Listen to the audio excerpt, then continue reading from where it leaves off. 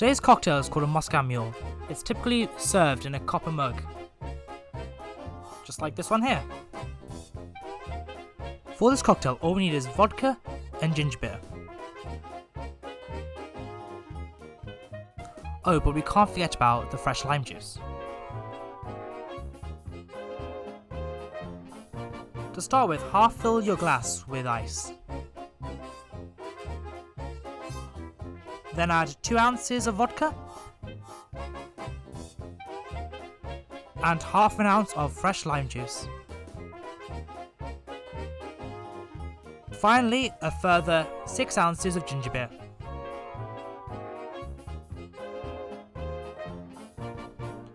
Now all you gotta do is fill the glass to the brim full with ice and then give it a stir. And there you have it. This is my recipe for a Moscow Mule.